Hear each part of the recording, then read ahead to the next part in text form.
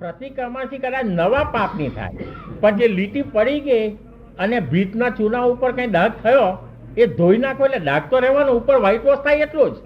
એવું છે ને, પ્રતિક્રમણ થી નવો પાપ થાય નહીં, એ તમારું કેવું બરોબર છે. પણ જૂના પાપ તો ભોગવે જ છૂટકો છે, એ તો ભોગવે જ છૂટકો છે.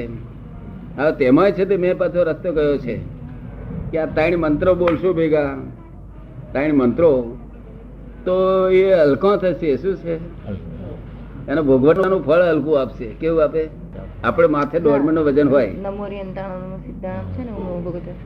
માથે 1.5 મણનું માણસ ને વજન હોય, આમ કંટાળી ગયો હોય, પણ એને કોઈક વસ્તુ એકદમ જોવાની કોઈ ચીજ મળી અને દ્રષ્ટિ તો ગઈ તો પેલો ભૂલી જાય. ત્યાં આગળ ભૂલે કે ના ભૂલે? એટલે વજન છે છતાં દુઃખ ઓછું લાગે. એવું આ મેં મંત્રો, આ 3 મંત્રો છે ને, એ બોલવાથી એનું વજન જ નહીં લાગે. હેલ્પિંગ છે એ વસ્તુ. એક દાડો બોલ્યા હતા? નહીં બોલ્યા હોય. એક દિવસ બોલ્યા છે, એક દાડો બોલ્યા હતા. અને જરા બધા બોલો ને તો બધું હલકું થઈ જાય. શું? અને આ તમને ભય લાગતો હોય તો બંધ થઈ જાય. કોઈ બાપે બનાવ્યું નથી એવું આ જગત છે. શું? God is in every creature, whether visible or invisible. God has not created this world at all. God is created. તો ઈર્ષા જે માણસ કરે દુઃખી થાય, એના અંદર અજંપો થાય. તો હવે દુઃખી થાય આપણા સત્કર્મો લીધે ઈર્ષા કરતો હોય તો એના પાપ આપણને નડે? આપણે ભાવ નથી એને ઈર્ષા કરવાનો, એમ તો ઈર્ષા કરતો હોય એ દુઃખ તો ખરો ને. ઈર્ષા કરે છે એ જ દુઃખ છે ને એને. જ્યાં દુખ્યો માણસ ઈર્ષા કરે ને. પણ દાદા દુઃખ થયું ને એનો ભોગવટો આપણને લાગુ નહીં પડે? આપણા કાળે ઈર્ષા કરતો હોય. તમે હો તો તમારે ભોગવવું પડે.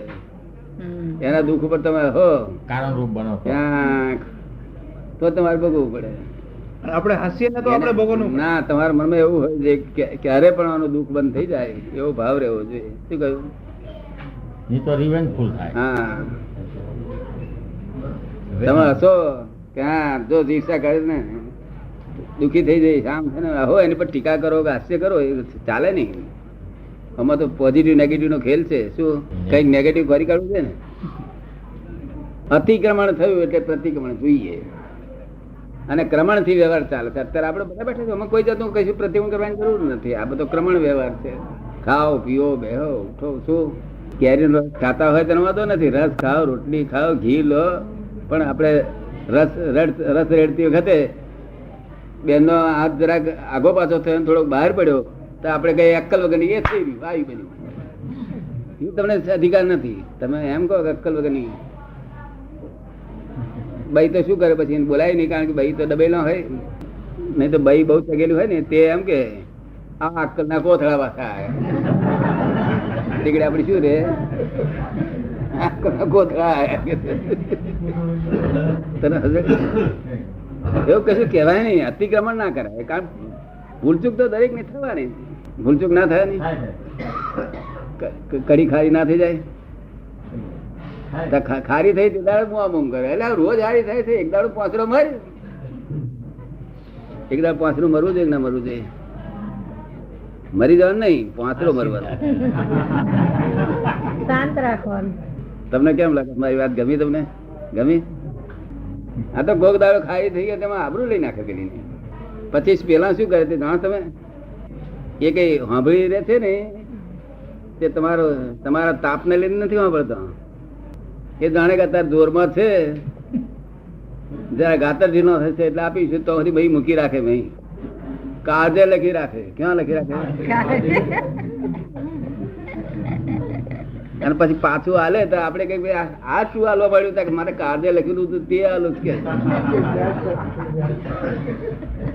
અને પુરુષો કાળજે ના લખે. તમે ભોળા પુરુષ માત્ર ભોળા. શું કહ્યું?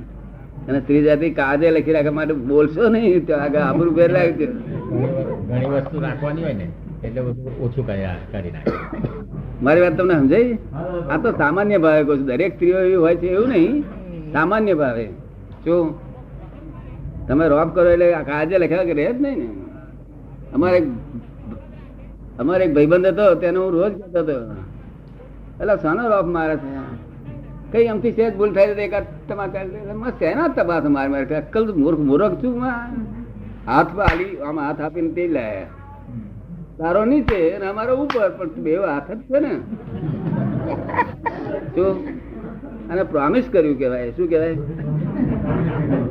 પ્રોમિસ કર્યું ના કેવાય આઈ પ્રોમિસ ટુ પે નહીં બોલતા એવું પ્રોમિસ કર્યું કેવાય હવે અહીં હું આ ધોલો માર જ કહ્યું મેં ઘર પણ માર ખાવો પણ માર ખાધો પણ એનો એ જ બહેના હાથનો માર ખાધો હતો ગાતર ઢીનો થાય એટલે વેરની વસૂલા રીતો વાળે ને રીતો હંમેશા કોઈ પણ માણસ રીત વાળ્યા કરે એની આ જુદાઈ છે બધી શું છે પાડોશી જોડે લડતા હોય પાડોશી જોડે લડે ત્યારે શું કરે બે જણ તમે આવા તમે પેલી ભાઈ એવી બોલતી આમાં માફ કરતી ભાઈ આમ કરતા તમે આવા તમે આવા અને જયારે મહી લડે બે તારે શું થાય મહી લડે તારે શું થાય તું આવી તારી કે તમે વાત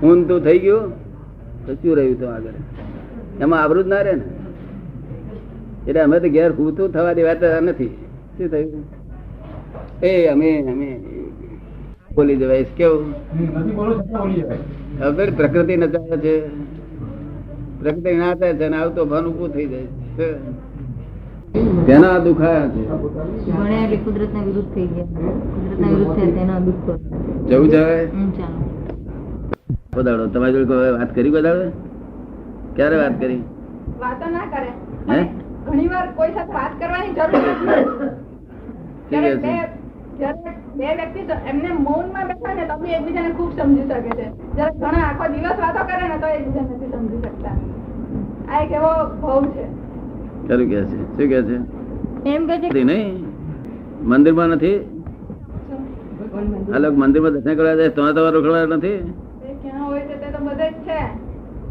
એ તો બધે જ છે એમ ત્યાં શું કરે કારણ કે તમારામાં પણ છે કારણ કે તમારામાં પણ છે ના પણ પેલા ખોટું લાગશે અને બધા એક જ છે પછી ખોટું કોને લાગવાનું બધા એક જ હોય ત્યારે ખોટું કોને લાગવાનું તરત અહીંયા છે